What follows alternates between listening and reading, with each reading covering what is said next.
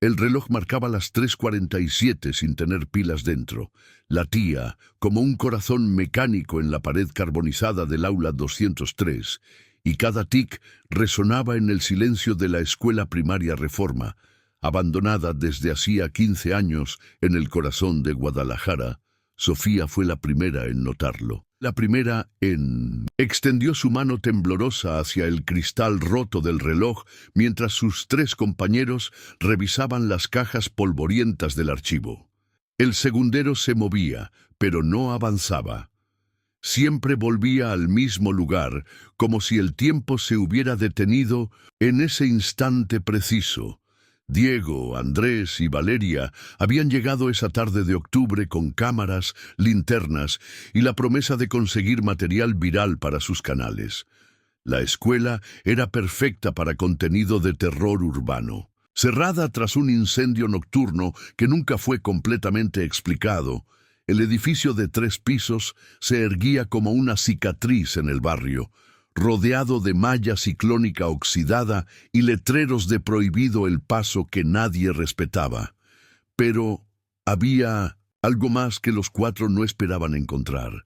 En las cajas del archivo, cientos de fotografías escolares yacían esparcidas, todas con el mismo defecto perturbador. Los rostros de los niños aparecían borrosos, como si alguien hubiera pasado un dedo húmedo sobre la emulsión antes de que secara. Solo los fondos permanecían nítidos. Pupitres vacíos, pizarrones limpios, pasillos desiertos. Andrés levantó una foto de lo que parecía ser una obra de teatro escolar. Ahí estaba de nuevo. Los niños en el escenario eran manchas difusas, pero el telón de fondo brillaba con claridad inquietante. Y en el centro, perfectamente enfocada, una máscara teatral dorada con rastros de hollín en los bordes. Esa máscara. Valeria la había visto hacía 20 minutos en el aula 105 del primer piso. Sofía juró haberla encontrado en el laboratorio de ciencias. Diego guardó silencio, pero sus manos temblaban mientras sostenía su cámara. Decidieron separarse para cubrir más terreno antes del anochecer. El plan era simple: documentar todo, buscar evidencia paranormal, conseguir 1 millón de vistas. Lo que ninguno confesaba era el escalofrío que recorría sus espinas cada vez que el edificio crujía, cada vez que una corriente de aire movía papeles viejos, cada vez que sus pasos resonaban en los corredores vacíos. Fue entonces cuando comenzaron los sonidos. Un tintineo metálico, como llaves chocando en el bolsillo de alguien que camina. Pero no había nadie más, o eso creían. Diego conocía la escuela mejor de lo que admitía. Su abuelo había sido el conserje durante 30 años, hasta la noche del incendio. Nunca quiso hablar sobre lo que pasó, nunca explicó por qué renunció esa misma madrugada, por qué se mudaron al otro lado de la ciudad. Pero Diego había encontrado cosas en el desván de su abuelo, llaves, planos y una carta que nunca debió leer. La carta hablaba de reuniones nocturnas, de gente importante del municipio, de cosas que no deberían suceder en una escuela primaria. Mencionaba una sala en el sótano que no aparecía en ningún plano oficial, y advertía que el incendio no fue un accidente, sino una cortina de humo. Literal y figuradamente. Antes de seguir con lo que descubrieron esa noche, necesito que entiendas algo importante. Si alguna vez sentiste que había secretos a tu alrededor que no podías descifrar, si alguna vez intuiste que algo no cuadraba pero no sabías qué, escribe alerta en los comentarios ahora mismo con tu nombre y ciudad. Suscríbete al canal porque lo que viene después cambiará tu forma de ver los lugares abandonados. No todos están tan vacíos como parecen. El sol comenzaba a ponerse cuando Valeria gritó desde el segundo piso. Los demás corrieron hacia el aula de música, donde la encontraron paralizada frente al piano. Las teclas se hundían solas, tocando la misma melodía una y otra vez. Era el himno escolar, pero distorsionado, más lento, como un lamento. Andrés intentó grabar el fenómeno, pero su cámara se apagó. La batería estaba llena, lo había verificado minutos antes. Sacó su teléfono, lo mismo. Sofía probó con el suyo. Idéntico resultado. Solo la cámara de Diego seguía funcionando y él retrocedía lentamente hacia la puerta. La melodía se detuvo. En el silencio repentino escucharon pasos en el piso de arriba. Pasos que no intentaban ser sigilosos. Pasos de alguien que conocía el edificio, que no temía ser descubierto. Subieron al tercer piso en grupo, manteniéndose juntos. El pasillo principal estaba más oscuro que el resto del edificio. Las ventanas habían sido tapadas con periódicos viejos desde adentro. Los titulares hablaban del incendio, de la investigación inconclusa, de los padres exigiendo respuestas. Al final del pasillo, la puerta del salón de actos estaba entreabierta. Una luz parpadeante se filtraba por la rendija. No era la luz del atardecer, era artificial, eléctrica, imposible en un edificio supuestamente sin conexión a la red desde hacía 15 años. Empujaron la puerta. El salón de actos estaba vacío, pero el escenario estaba iluminado por reflectores que no deberían funcionar. En el centro, sobre un pedestal improvisado, descansaba la máscara teatral, la misma que habían visto en 3 lugares diferentes, la misma de las fotografías borrosas. Diego se adelantó. Sus amigos intentaron detenerlo, pero él parecía hipnotizado. Tomó la máscara con ambas manos y la volteó. En el interior, con tinta fresca, había una dirección. No era cualquier dirección, era la de la casa de Diego. El pánico se apoderó del grupo. Querían irse, pero Diego insistió en quedarse. Dijo que necesitaban pruebas, que nadie les creería sin evidencia. Propuso pasar la noche, grabar todo, descubrir la verdad de una vez por todas. Sofía fue la primera en aceptar. Andrés la siguió por lealtad. Valeria cedió por presión social. Ninguno quería parecer cobarde frente a los demás. Instalaron su campamento improvisado en el aula 203, la del reloj sin pilas. Colocaron las cámaras en diferentes ángulos, prepararon las linternas de respaldo, distribuyeron los turnos de vigilancia. El plan era grabar toda la noche y revisar el material por la mañana. A las 11 de la noche las cosas empezaron a intensificarse. El tintineo de llaves se volvió más frecuente, más cercano. Sombras se movían en los pasillos sin fuente aparente. Puertas que habían cerrado aparecían abiertas. Y siempre, siempre, la máscara aparecía en lugares donde no la habían dejado. La medianoche, Diego desapareció. Un momento estaba sentado junto a Sofía. Al siguiente, su lugar estaba vacío.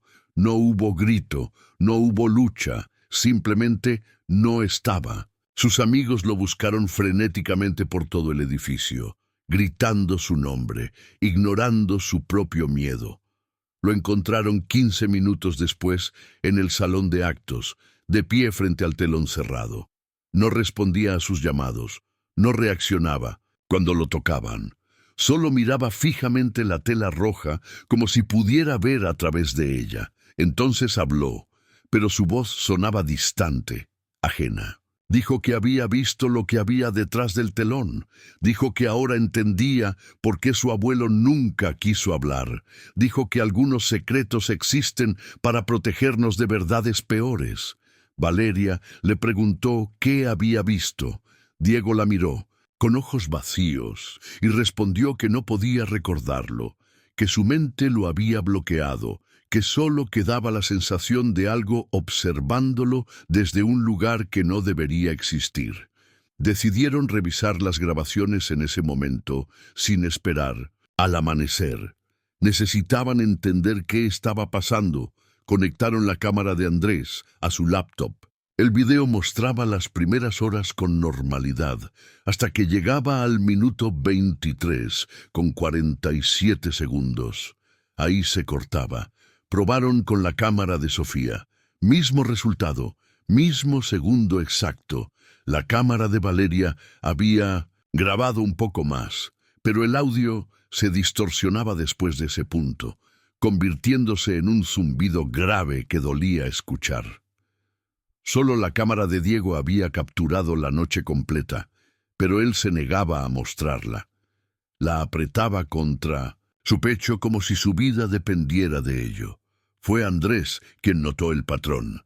23:47. Si lo convertías al formato de 24 horas y le sumabas 4 horas, obtenías 3:47 de la madrugada, la hora del reloj detenido, la hora del incendio según los reportes que habían leído. El reloj en la pared comenzó a sonar. No debería ser posible sin pilas, pero las campanadas resonaron por todo el edificio, 1, 2, 3 veces.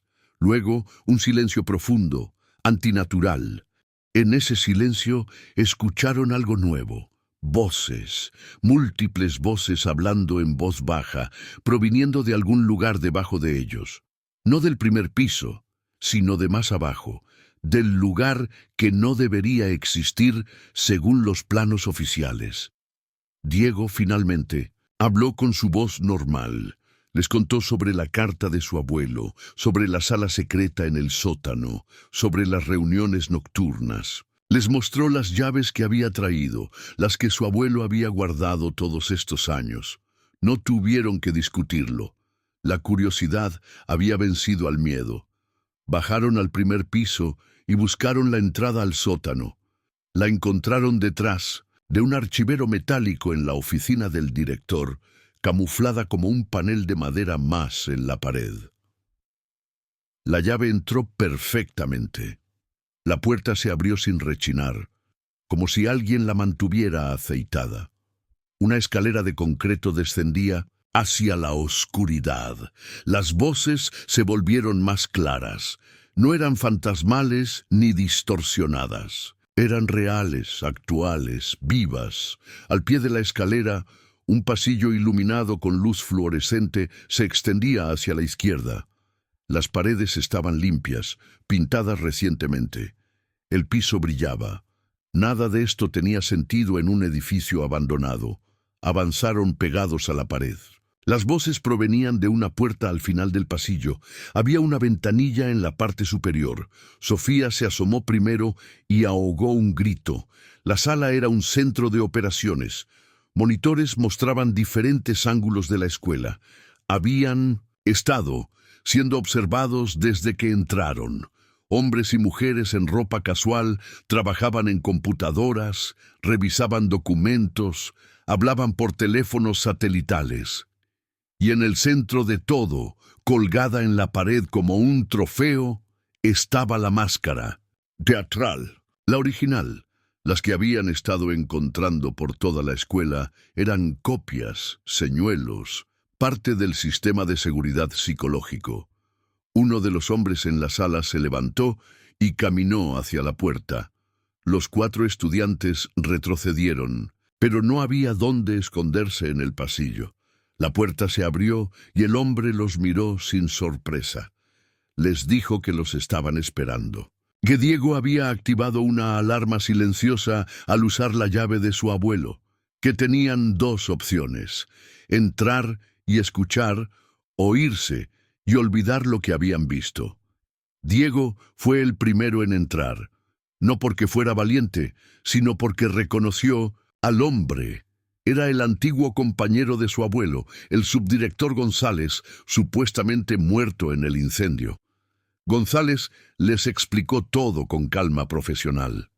La escuela había sido una fachada desde el principio, un punto de reunión para una red de inteligencia que monitoreaba actividades del crimen organizado en Guadalajara. El incendio fue provocado cuando su ubicación fue comprometida, pero la operación nunca cesó.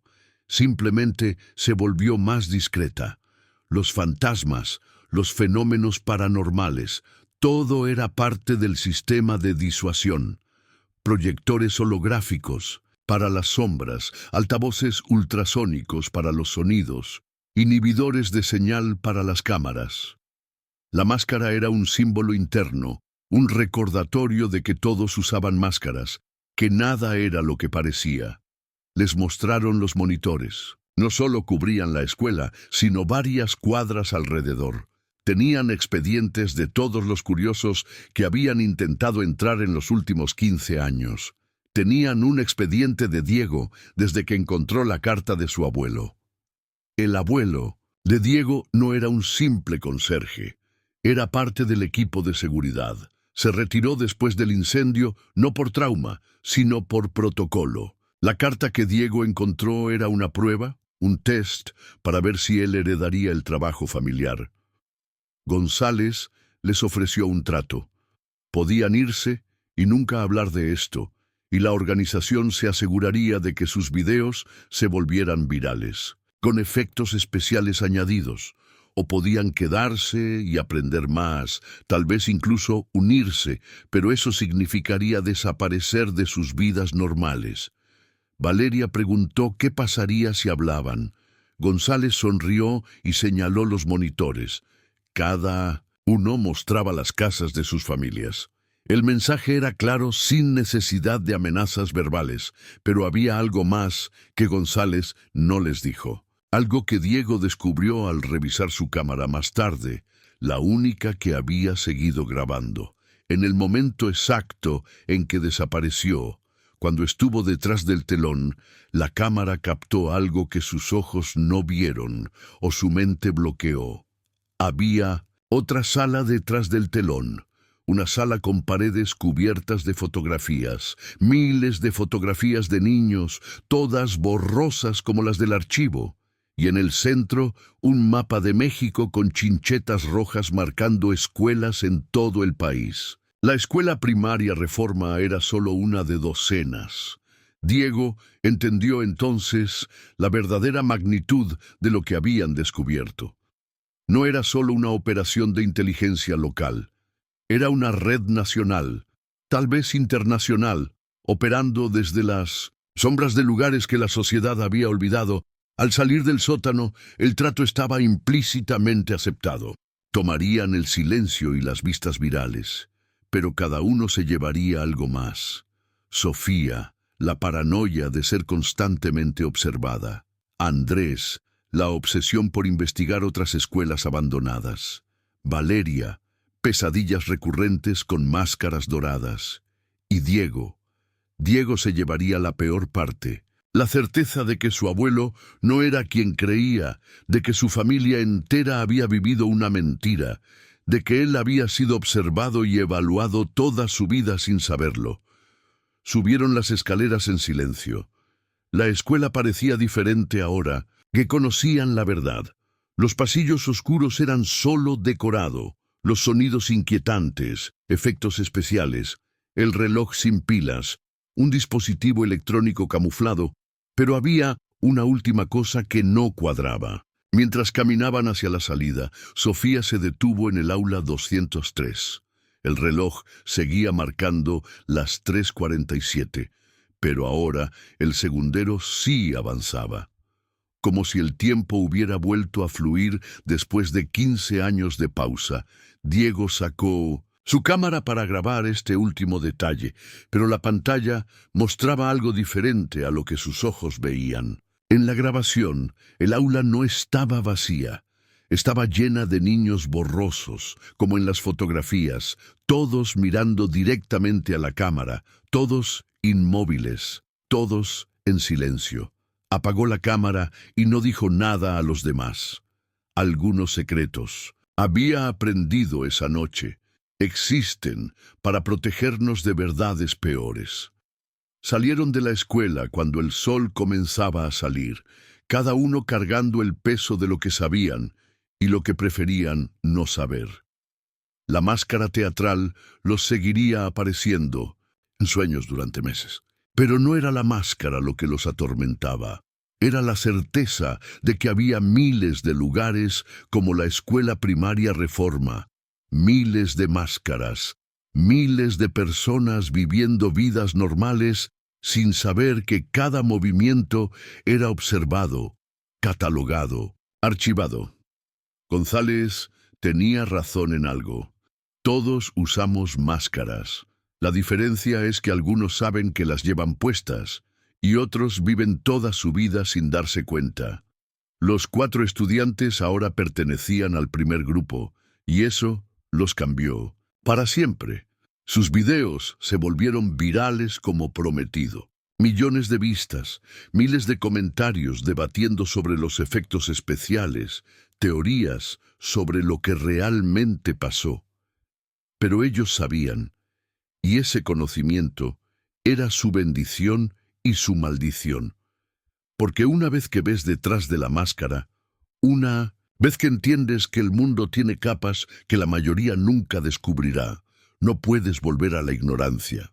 Solo puedes elegir qué hacer con ese conocimiento. Diego eligió investigar. Pasó meses rastreando las otras escuelas en el mapa, encontrando patrones, conexiones. Sofía eligió olvidar, mudándose a otro estado, cambiando su nombre, intentando desaparecer. Andrés eligió unirse, aceptando una oferta que llegó 6 meses después en un sobre sin remitente. Valeria eligió advertir, creando contenido con pistas sutiles, esperando que alguien más conectara los puntos. Pero ninguno pudo escapar realmente. Porque una vez que entras a la escuela primaria Reforma, una vez que bajas a ese sótano, una vez que ves lo que hay detrás del telón, ya eres parte del sistema. Lo quieras o no. El reloj sigue marcando las 3:47 en el aula 203. Algunos dicen que es un recordatorio del incendio, otros que es una advertencia, pero los que saben, los que han estado ahí, entienden que es una invitación. Para aquellos lo suficientemente valientes o lo suficientemente tontos para buscar la verdad. La escuela sigue oficialmente abandonada. Los letreros de prohibido el paso siguen oxidándose. Los curiosos siguen entrando con sus cámaras. Y en el sótano los monitores siguen encendidos. Las voces siguen murmurando. Y la máscara dorada sigue colgada en la pared. Observando, esperando, sabiendo que siempre habrá alguien más dispuesto a mirar detrás del telón, porque esa es la naturaleza humana. No podemos resistir un misterio, no podemos ignorar una puerta cerrada, y definitivamente no podemos dejar de buscar respuestas, incluso cuando sabemos que algunas preguntas es mejor no hacerlas. La historia de los 4 estudiantes se convirtió en leyenda urbana. Pero como todas las leyendas urbanas, tiene un grano de verdad enterrado bajo capas de exageración y distorsión. La verdad es más simple y más aterradora que cualquier historia de fantasmas. No hay fantasmas en la escuela primaria Reforma. Solo hay personas haciendo trabajos que el mundo prefiere no conocer, usando máscaras que el mundo prefiere no ver, protegiendo o persiguiendo intereses que el mundo prefiere ignorar. Y en algún lugar de Guadalajara, el abuelo de Diego sigue vivo, sigue callado, sigue guardando sus llaves en un cajón cerrado, porque sabe algo que su nieto apenas comienza a entender, que hay puertas que una vez abiertas no se pueden volver a cerrar, que hay verdades que una vez conocidas no se pueden olvidar, y que hay máscaras que una vez quitadas revelan rostros que preferiríamos no reconocer. Si esta historia te mantuvo hasta aquí, si sentiste esa mezcla de curiosidad y temor, entonces entiendes el poder de los secretos. Ahora necesito saber desde dónde nos escuchas. Comenta tu ciudad y si conoces algún lugar abandonado con historias extrañas. Si alguna vez sentiste que había más de lo que se veía a simple vista, escribe máscara en los comentarios. Suscríbete al canal y activa la campana, porque cada semana traemos historias que desafían lo que crees saber sobre los lugares olvidados. Comparte este video con alguien que necesite escucharlo, alguien que tal vez haya visto algo que no puede explicar. Tu comentario es importante. nos ayuda a entender hasta dónde están llegando estas historias, qué ciudades esconden sus propios secretos, qué lugares merecen ser investigados, porque al final todos vivimos rodeados de misterios. La diferencia está en quienes se atreven a buscar respuestas. Recuerda que no todos los lugares abandonados están vacíos. No todas las puertas cerradas deben abrirse. Y no todas las máscaras esconden rostros amigables. Pero si decides buscar la verdad, al menos ahora sabes que no estás solo. Hay otros como tú, en otras ciudades, frente a otras escuelas abandonadas, sosteniendo otras llaves, preguntándose qué hay detrás de la siguiente puerta.